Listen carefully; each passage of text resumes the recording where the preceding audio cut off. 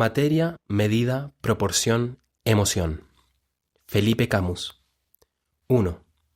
Hacer arquitectura desde lo propio. ¿De qué nos hemos apropiado? Hace 15 años, convencí a mi mujer de destinar una parte importante de nuestro primer Grand Tour para visitar y fotografiar la obra de Peter Zumthor en modo All You Can Eat. El viaje nos llevó por el Rin, desde Handelstein hasta Zambit, en Suiza, y aguas abajo hasta Colonia, en Alemania, en un recorrido por 9 de sus obras más conocidas y un par no publicadas. En Zambit, 50 kilómetros al oeste de Chur, y al final de una calzada angosta y serpenteante, llegamos a la capilla de Sorn Benedet. Apareció luego de una curva, descolgada de una alta y pronunciada ladera.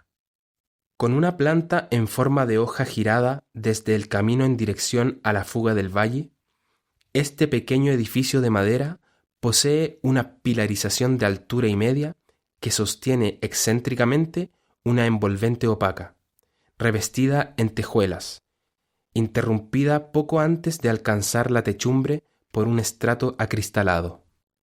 Una vez adentro, me llevó un tiempo ajustar mis pupilas a la luz del edificio y reparar en una serie de decisiones de proyecto visibles en insistentes perfilamientos y rebajes tanto de carpinterías menores como de elementos estructurales de mayor magnitud y complejidad geométrica, como la viga principal de la techumbre con su alzado en contraflecha de sección variable. Esta estrategia morfológica se propagaba a toda clase de elementos menores como bancas, barandas, la pila de agua, la estructura del campanario, casi como si sufrir una alteración geométrica sutil fuese una condición necesaria para poder formar parte del edificio. Recuerdo haber pensado con algo de abatimiento en la calidad de los carpinteros involucrados, en la capacidad y habilidad de la planimetría dibujada a mano para transmitir información así de compleja. Sigo pensando en la cumbrera de sección variable, y recuerdo también haber pensado en el mismo Zumthor, quien decía imaginar el sonido que sus edificios producirían si fuesen instrumentos musicales gigantes. No fue hasta hace muy poco que entendí que el discurso fenomenológico de Peter Zumthor conseguía un otro brillo en este pequeño edificio de madera, la fuerza de una belleza sin retórica.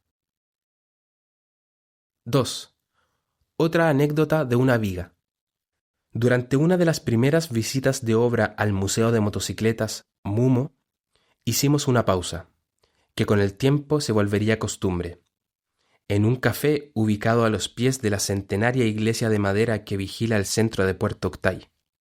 El café, de carta contemporánea y ambiente similar a los que se pueden encontrar en Providencia o en Berlín Mitte, se encontraba en un edificio antiguo también de madera, recuperado y remodelado, con amplios ventanales que dejaban pasar toda la tibieza del sol en las frías y húmedas latitudes del sur de Chile.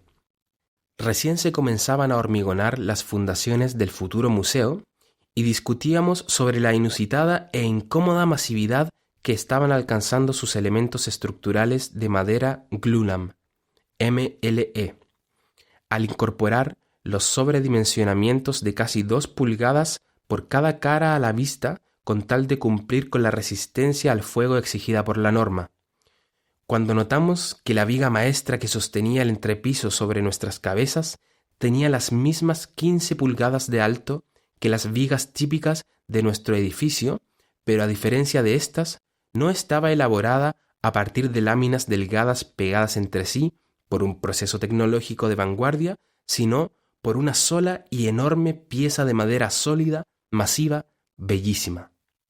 Tampoco tenía una superficie tersa y regular como las vigas recién fabricadas del museo, sino una repleta de accidentes y huellas que registraban el proceso de corte y canteo que le dio al tronco del entonces árbol su nueva geometría y que posiblemente, si se mirara con mayor atención, revele aún más historias, anteriores a su izado, montaje y ubicación actual en un café en Puerto Octay.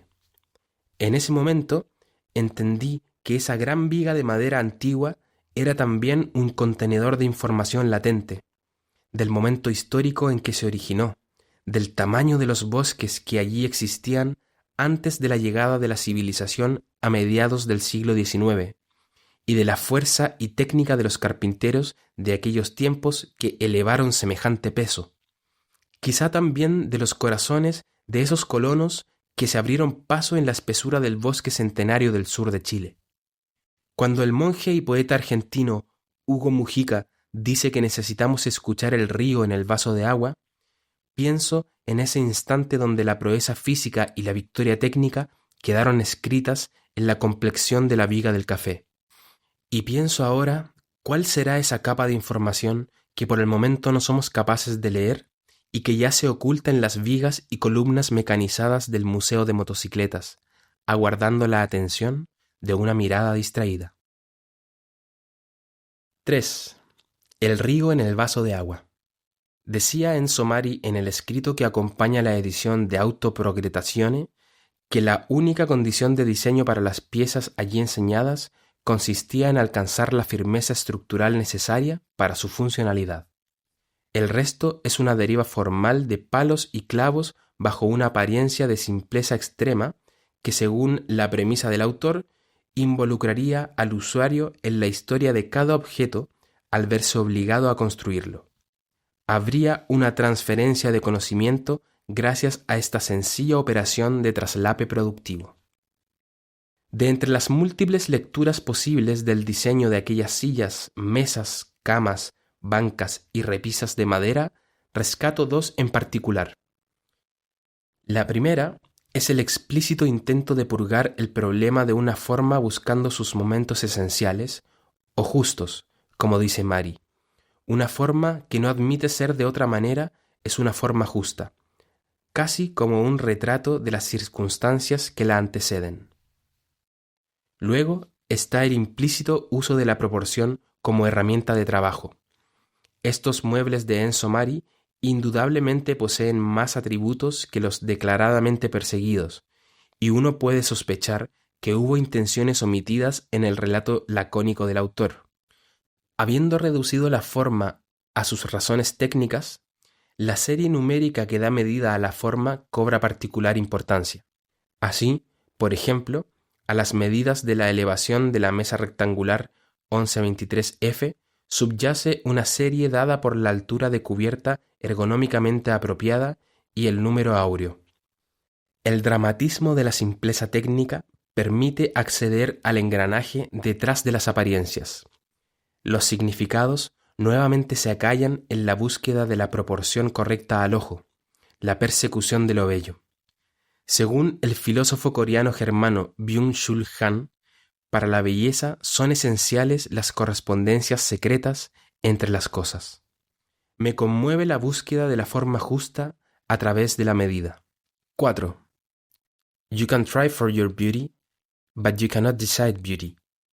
Es evidente que la belleza no es valor añadido superficial, un mero adjetivo que se añade a la cosa en sí, pues expresa la coherencia, la totalidad, la integridad y la plenitud de la cosa o fenómeno en cuestión. La belleza no es un juicio intelectual, sino una resonancia. Juhani Palasma. En la búsqueda de lo bello no hay vanguardia por cuanto no hay avance.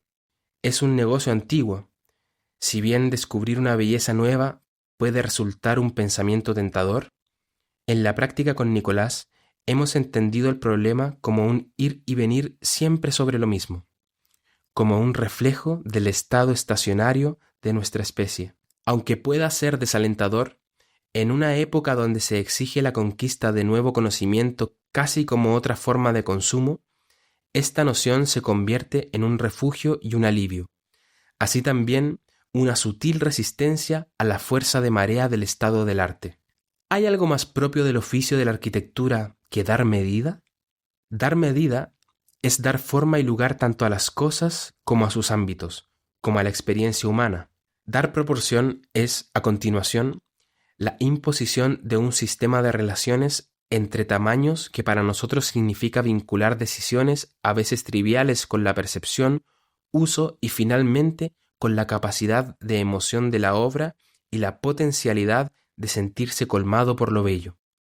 Configurar lo construido a través de una serie numérica que genera relaciones secretas dentro de la genética misma del diseño. De acuerdo con el arquitecto y monje neerlandés Hans Vaderlaan, 1904-1991, la diferencia mínima entre dos tamaños se corresponde con la relación 3:4, tal que ambos tamaños puedan ser comparados y reconocidos por el ojo de manera rápida y precisa.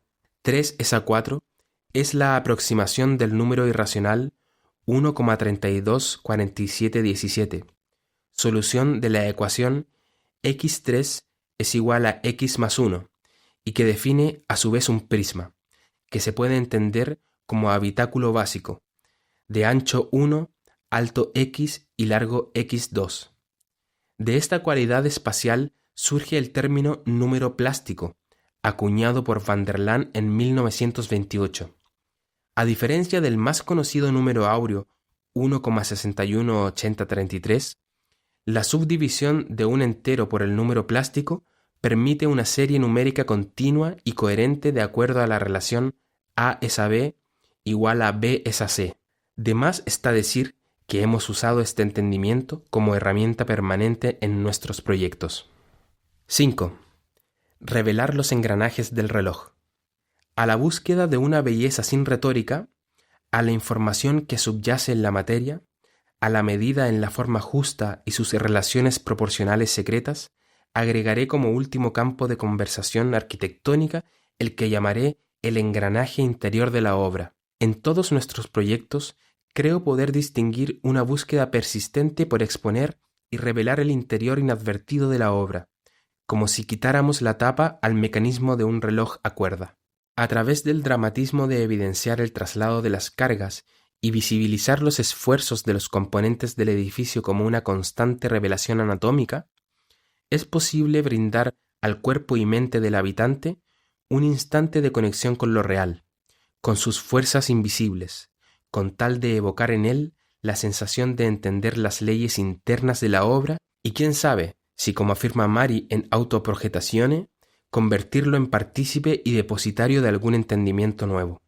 De esta forma, acusar el peso del edificio, la tensión del nudo, la punción del pilar en la viga, el cisalle del perno, todo ese repertorio de operaciones se justifica porque hemos optado no por el camino más corto, sino que por el más significativo, con tal de conseguir un estímulo supernormal que intensifique una cierta lectura, sin caer en el shock, lo imprevisto, lo misterioso o lo siniestro.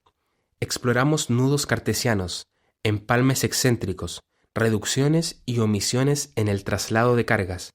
Anulamos la neutralidad de elementos para alterar equilibrios. Tratamos de hacer cantar los pilares, como lo exigía Vilanova Artigas a sus alumnos. Esta es la belleza que perseguimos. Refugio, arquitectura desde el sur de Chile, del Río Arquitectos Asociados. Un proyecto desarrollado por la Escuela de Arquitectura de la Universidad San Sebastián y financiado por el Fondo Nacional de Desarrollo Cultural y las Artes Fondart Regional Los Lagos. Convocatoria 2024.